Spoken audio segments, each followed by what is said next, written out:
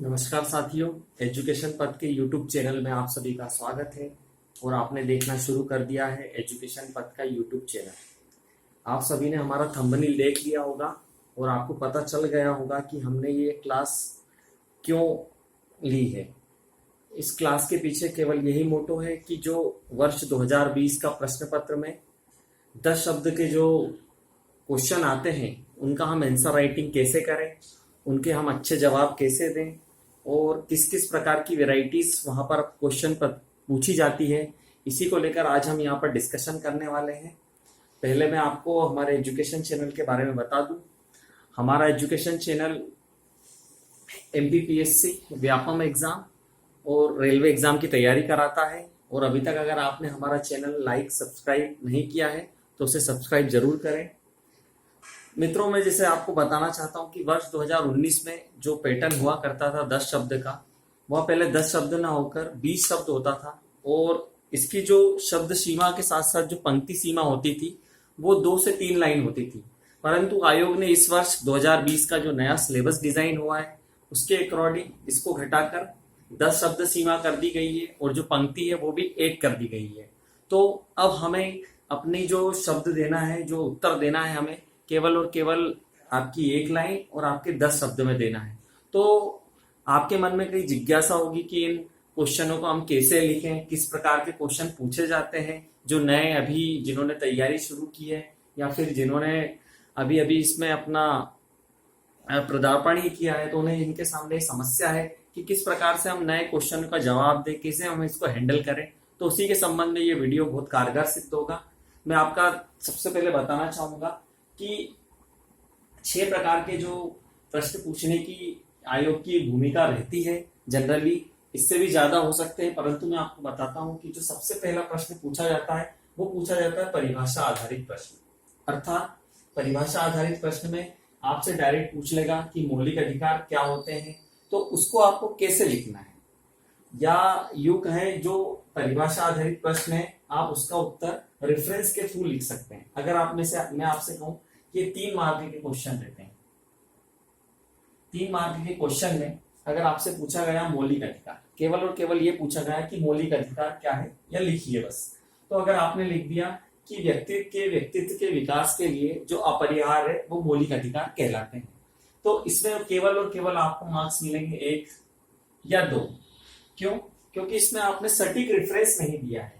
यही अगर आप रेफरेंस के माध्यम से समझा देंगे कि डीडी बसु के अनुसार मौलिक अधिकार व्यक्ति के व्यक्तित्व के विकास के लिए अपरिहार्य है, तो यही शायद आपको 3 या 2.5 मार्क्स मिल सकते हैं। तो ये जो प्रश्न है वो हो गया आपका परिभाषा आधारित प्रश्न। इसमें जो आपको प्रयोग करना है वो प्रयोग करना है आपको रेफरेंस का। किस चीज का प्रयोग करना है आपको? रेफरेंस का। उसके बाद हम सेकेंड पे चलते हैं, फ्लो चार्ट आधारित प्रश्न। फ्लो चार्ट आधारित प्रश्न ये एक नई वेराइटी है। वैसे तो कई समय से इसको यूज किया जा रहा है, पर फ्लो चार्ट आधारित प्रश्न में जो कीवर्ड्स होते हैं, कीवर्ड्स को आपको ऐसे बॉक्स फॉर्मेट में, इस प्रकार के बॉक्स फॉर्मेट में आपको बताना है। जैसे यहाँ पर एक शब्द था सत्यनिष्ठा के बारे में लिखिए, तो सत्यनिष्ठा को हमने कैसे डिस्क्राइब किया है? सत्य और निष्ठा। सत्य का मतलब है सत्य धातु, निष्ठा का मतलब है अड़िग। जैसे सत्य धातु अखंडित होती है और अड़िग अर्थात जिसमें अपरिवर्तनशील होता है, जिसमें परिवर्तन नहीं होता है। ठीक है, जैसे काल, व्यक्ति, राष्ट्र, है ना, इस प्रकार से। जैसे सत्यनिष्ठा का एक सबसे अच्छा उदाहरण है महात्मा गांधी। सत्यनिष्ठा का मतलब ही यही होता है कि विपरीत से विपरीत परिस्थितियों में भी आकर आप आपके सत्य का मार्ग ना छोड़ें, वो कहलाती है आपकी सत्यनिष्ठा। अब मैं तीसरे पे चलता हूं। तीसरा जो आपका फॉर्मेट है वो है आपका अंतर आधारित प्रश्न। कई बार 3 मार्क्स के क्वेश्चन में भी आपसे अंतर आधारित प्रश्न पूछ लिए जाते हैं। अंतर आधारित प्रश्न में जनरली तो एक आपका पारंपरिक तरीका है, जो आप आपका कॉलम बनाकर आंसर देते हैं, वो आपका पारंपरिक तरीका है। परंतु इनमें हमें किस प्रकार के शब्दों का इस्तेमाल करना है, जैसे जबकि, किंतु, परंतु। उदाहरण के तौर पर हम देख लेते हैं, आपसे पूछा गया कि शासन एवं प्रशासन में अंतर स्पष्ट कीजिए। शासन एवं प्रशासन में अंतर स्पष्ट कीजिए। तो या तो आप इसको कॉलम बना के लिख सकते हैं, जो हमारा पारंपरिक तरीका है, या फिर हम जैसे कह सकते हैं कि जो शासन होता है वो रचनात्मक है, जबकि प्रशासन स्वीकारात्मक होता है। शासन निर्देशात्मक इकाई है, जबकि आपकी प्रशासन कार्यात्मक इकाई है। तो जबकि, परंतु, किंतु इस प्रकार के शब्दों का उपयोग करके हम अंतर आधारित प्रश्नों का भी जवाब दे सकते हैं। ठीक है, फिर हम अगली लाइन पे चलते हैं, पूर्ण पंक्ति आधारित। पूर्ण पंक्ति आधारित में केवल और केवल एक पंक्ति के आधार पर हमें इसका उत्तर देना है, और इसमें भी हमें मूल शब्दों को हाईलाइट कर देना है। इसमें जो हमें प्रयोग करना है, मूल शब्दों को हाईलाइट करके या अंडरलाइन करके। जैसे आपसे पूछ लिया गया कि वेदों की ओर लौटो, वेदों की ओर लौटो यह नारा किसका है, यह उक्त कथन किसका है, तो आप डायरेक्ट लिखेंगे स्वामी दयानंद सरस्वती, स्वामी दयानंद सरस्वती, और उसके नीचे आप क्या कर देंगे, अंडरलाइन कर देंगे या हाईलाइट कर देंगे।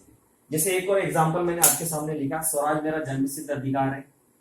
ठीक है, ये उक्त कथन पूछा गया था। इस प्रकार से 4 आपके फॉर्मेट कंप्लीट होते हैं। जो अगला आपका फॉर्मेट है वो है संज्ञा आधारित। संज्ञा आधारित ये आपकी प्रश्न की प्रकृति पर निर्भर करेगा। संज्ञा आधारित प्रश्न में कि प्रश्न में उसने व्यक्तित्व पूछा है या कोई घटना पूछी है या किसी स्थल के बारे में पूछा है।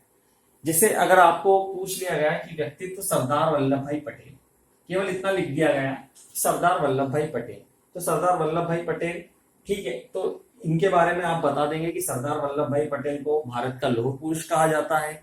सरदार वल्लभ भाई पटेल भारत के एकीकरण में जननायक सिद्ध हुए हैं। ठीक है, ऐसे जैसे अगर आपसे पूछ लिया गया एरण, एरण एक जगह है, उसके बारे में पूछ लिया गया, तो आप बता देंगे कि सागर में सागर जिले की बीना तहसील में पड़ता है। यहाँ से आपको सती प्रथा के अभिलेख प्राप्त हुए हैं। ठीक है, इस प्रकार से आपके जो छठवां जो आपका फॉर्मेट है वो है संस्था आधारित या संगठन या योजना आधारित। ठीक है, अब संस्था, संगठन या योजना। संस्था जनरली आप देखते हैं कि कई प्रकार के अंतरराष्ट्रीय एवं राष्ट्रीय संगठन है जिनके कुछ उचित उद्देश्य होते हैं, जिनकी स्थापना होती है, जिनके वर्तमान कुछ प्रासंगिकता होती है। जैसे अभी वर्तमान कोरोना काल की बात करें तो आपने एक संस्था का नाम सुना होगा WHO।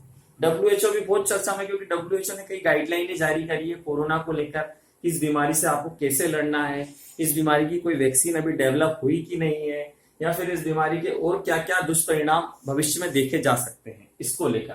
तो संस्था आधारित प्रश्न में आपको स्पेशली जैसे यूएनओ का पूछ लिया आपसे, यूनाइटेड नेशंस ऑफ ऑर्गेनाइजेशन, तो उसमें उसकी आपने स्थापना बता दी, उसका मुख्यालय बता दिया एवं उसका उद्देश्य बता दिया। ठीक है, जैसे योजना आधारित में तो ये योजना कब से संचालित की जा रही है, इसका उद्देश्य क्या है, इसके लाभार्थी क्या होंगे। जैसे उदाहरण के तौर पर अभी आप रिसेंटली उदाहरण ले लीजिए, कोरोना काल में एक योजना चालू हुई है, जीवन ज्योति योजना।